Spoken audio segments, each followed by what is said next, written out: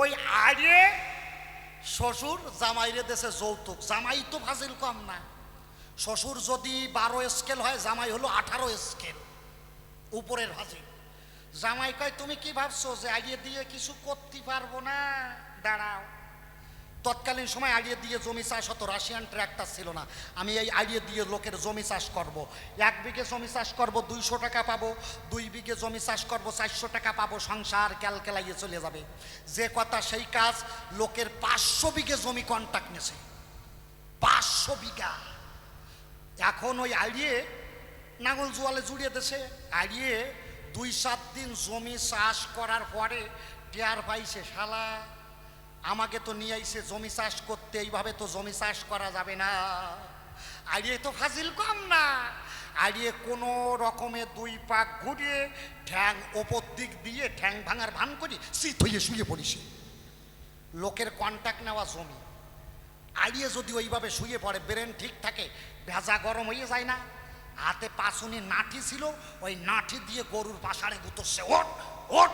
গরু মনে মনে কয় শালা জাম যায় যাক, মান দেবো না, মানে মরিয়া যাই যাবো, লোকের জমির সাথে চাষ করবো না। তা বেটা মানুষের একটা ধর্ম আছে, কি জানেন? ওই গ্রামে যাইয়ে গন্ডগোল বাঁধাবে, ওই জায়গায় যাইয়ে যদি গন্ডগোল করে জিততে না পারে, বাড়ি যাইয়ে বউয়ের সাথে বাঁধাইয়ে দেবে, যে কোনো জায়গায় বাড়ি আর না পারি, শালা বউয়ের সাথে জিতি থাকবো। আর শ্বশুরের দেওয়া গরু একটা রাগ আছে। বাড়ির 3 রাস্তার মারা মোড়ের থেকে 2 হাতে 1 কষা ভাঙছে, জিয়েল গাছের কষা। বাড়ির বউ তো রোগা লেকলিকা, টানিয়ে টুনি 20 কেজি ওজন হবে, মারিয়ে ফুলইয়ে 2.5 কুইন্টাল বানাই ফেলাইছে। ওর বউকে মারো কে? এ শালিয়ে, তোর বাবা কি চুরির টাকার গরু দেশে নাকি? গরু যে হাঁটে না। কয় দেখো আমার মাল্লি গরু হাঁটবে না, তাহলে কি করতে হবে? কয় পাশে গ্রামে একজন নতুন গরু হাঁটানোর কবিরাজ হইছে, নাম হলো গ্যাদন কবিরাজ। নাম কি? গ্যাদন কবিরাজ। কয় ওর কাছে যাও, গরু হাঁটানির স্পেশালিস্ট কবিরাজ, ও ওষুধ তৈরি করে দেবে, গরু মোটে ক্যালকেলাইয়ে দৌড়বে। তা দেখবেন বেটা মানুষের যতই রাগ হোক না কেন, রাত্রিবেলায় সাইজ হয়ে যায়। আপনারা একটু দিনের বেলায় গন্ডগোল করে দেখবেন, দেখবেন রাত্রিবেলায় ভারত বাংলাদেশের বর্ডার উঠে যায় মাঝখান দিয়া, কোল বালিশ আর করিয়ে দেয়। এখন বোঝেন তো, নতুন বিয়ে করেছ, শরীরের মধ্যে একটু ভাব হয়েছে, বউটার এইরকম সুসোর মতো কেবল নুলো বাড়াইছে। ও সোনা, কেবল সোনা কইসর বউ কানো দিয়ে গুঁতো দিয়েছে, তখন মারি এখন সোনা সোনা করতেছে। তা দেখবেন মাইয়ে মানুষ যতই গরম হোক না কেন, বাইরেরটা শক্ত কিন্তু ভিতরেরটা নরম। ঘনা কইয়ে যদি 2 বার ডাকে, মোমের মতো গলিয়ে ভেতা ভেতা হয়ে, তোমার মারবে কেন, তোমার মারবে কেন, এটা বাপ। এটা হয়, যারা বিয়ে করে দেখবেন টেস্ট করে হয়। এখন বউ কইছে, বোঝেন না? বউ কইছে, ও গ্যাদনের কাছে গেছে। গ্যাদনদা কি কয়, আমার গরু যে হাঁটে না, তুমি শুনলাম নতুন কবিরাজ হইছো, একটু গরু হাঁটানির ওষুধ তৈরি করে দাও। গ্যাদন কয় ওষুধ তৈরি হয়ে যাবে, 500 টাকা লাগবে ওষুধ তৈরি নিতে গেলে। ও কয় 1000 টাকা দেবো, গরু হাঁটাইয়ে দাও। গ্যাদন কয় এখন ওষুধ নাই, তুই কালকে এসে ওষুধ নিয়ে যাস, বাড়ি চলে যা। ও তো বাড়ি চলে গেছে। কারণ নাম যদি গ্যাদন হয়, ওষুধ ওইরকম গ্যাদন মার্কা হয় না। আসলে তো কবিরাজ না, 2-1 গ্রামে চটকি মার্কা ফটকি মার্কা কবিরাজ থাকে, ওই গ্যাদন হচ্ছে তারির একটা। গ্যাদন কি করিছে, তাড়াতাড়ি বউডারে কয় শিলনোড়া বাইর কর। শিলনোড়া বাইর করিছে, 100 কাঁচা লঙ্কা ওই শিলনোড়ার উপরে ফেলাইয়ে ভালো করে বাটিছে। বাটিয়ে কাঁচের বোতলের ভিতরে ভরিয়ে জল ঢালিছে, ওই যে 100 পাওয়ারের।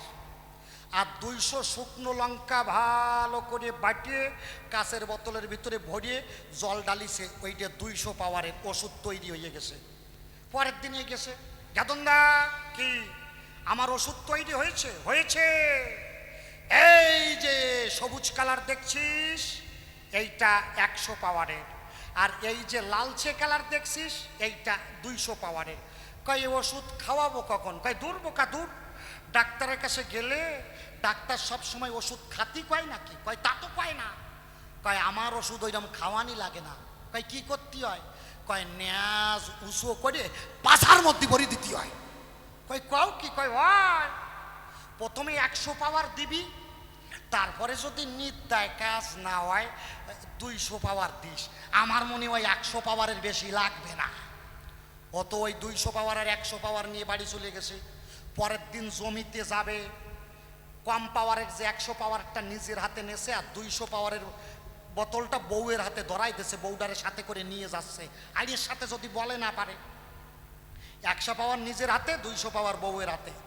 গরু তো নাঙল জোয়ালে জুড়িয়ে দিয়েছে, গরুর তো মুখস্থ রুটিন, কোনো রকমে 2 পাক ঘুরিয়ে ঠ্যাং ওপর দিক দিয়ে শীত হয়ে শুয়ে পড়িছে। বউটারে কয়, খাড়াইয়ে দেখিস কি, এইদিকে ন্যাজ উঁচু কর। ওই গরুর ন্যাজ উঁচু করিছে, ওই যে 100 পাওয়ার সব গরুর ফাঁসায় ভরিছে। তা আমার কাছে বলেন দেখি, গরুর ফাঁসায় যদি লঙ্কা বাটা জল ঢালা হয়, ও জায়গায় থাকে নাকি? মোটর সাইকেলের আগে দৌড়োয় না? হ্যাঁ, গরু তো নাঙল জল ভাঙিয়ে দৌ। ও মনে মনে কয়, ওরে শালা কি কবিরাজ, এ তো এ গ্রেটের কবিরাজ। এইরকম কবিরাজ বাড়ির কাছে ছিল, জানা ছিল না তো। গরুরে কয়, দাঁড়া দাঁড়া। গরু আড়ে আড়ে কুতকুতাইয়ে তাকায় আর ভাবে মনে হয় আবাদ দেবে, আরো জোরে দৌড়োয়। 2.5 ঘন্টা হয়ে যাচ্ছে, গরু আর দাবড়াইয়ে ধরতেই পারে না। এইবার ওর মাথায় বুদ্ধি আইছে, শালা গরুর তো নিজের শক্তিতে দৌড়াচ্ছে না, গরু দৌড়াচ্ছে ওই 100 পাওয়ার ওষুধের শক্তিতে। এখন আমার যদি গরু দাবড়াইয়ে ধরতে হয়, আমি আমার নিজের শক্তিতে পারবো না।